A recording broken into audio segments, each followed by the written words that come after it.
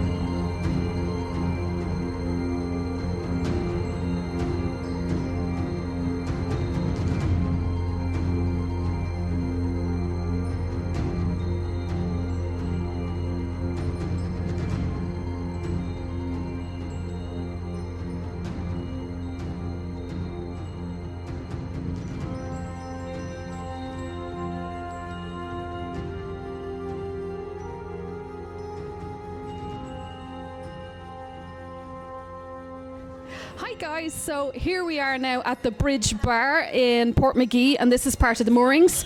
As you saw earlier in the video, we were out at Skellig Michael and we got to climb the famous Jedi steps where Luke Skywalker received that lightsaber back from Rey. And the wonderful thing about the Bridge Bar is it's become famous because of Luke Skywalker, because Mark Hamill himself came here when they finished up shooting Episode 7, The Force Awakens, and he was here also with Daisy Ridley and J.J. Abrams and Kathleen Kennedy, but he was the one who made it famous because why? He had to get behind the bar and pull a pint. So if you've not seen that little clip, I will try to put it up for you, and it was really enchanting to watch Mark intently watch a Guinness pint settle. He really wanted to learn. So we have Gerard here from the Bridge Bar, who has actually set up a pump in the corner of the bar, or a tap I suppose you call it, so that people can actually come here and have the same experience and learn how to pull a pint just like Mark did when he was here. So Gerard, what was it like for you when Mark actually came here, because you were the one who was with him behind the bar? Sorry, well, it was very exciting, obviously, of course, that they were actually in the bar the night of the wrap party, and one of the barmen had just mentioned, well, Mark was going around the bar meeting people, and one of the barmen mentioned, could I get a photograph with you? And Mark says, yeah, what I'll do is I'll come inside the bar. So he came inside the bar and he started filling the pint, and somebody actually took a video of it, so it went, everybody had it then, So for you, how did it feel at the time? Because did you realise the magnitude of what you were dealing with? Did you realise how huge this was going to get once this movie was released all over the world? No idea whatsoever, not an idea.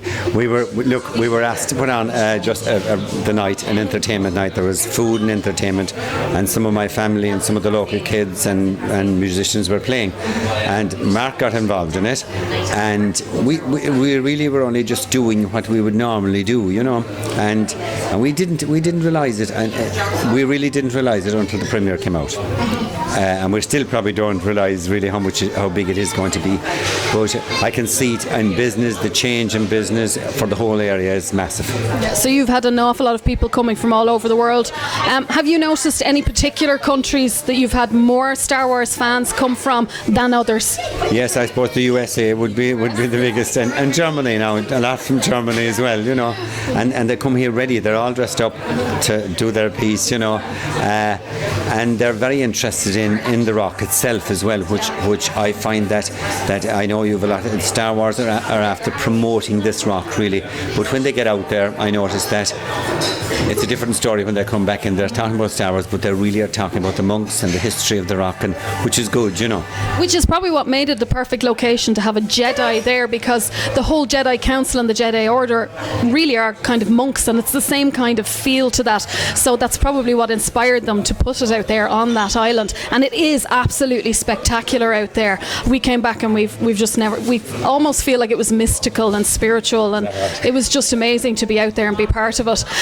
So you're going to show us how to. Even though I'm Irish, people, I've never pulled a pint of Guinness in my life, nor have I ever drank one. So we're going to follow in Mark's footsteps. Thank you, Mark. And we're going to have a pint pulled today. So off you go, Gerard. Shoot away. So we're going to bring camera in around so you can see properly. So you hold the glass to the side, right, onto the tip, and you pull the tap straight ahead, right, all the way down.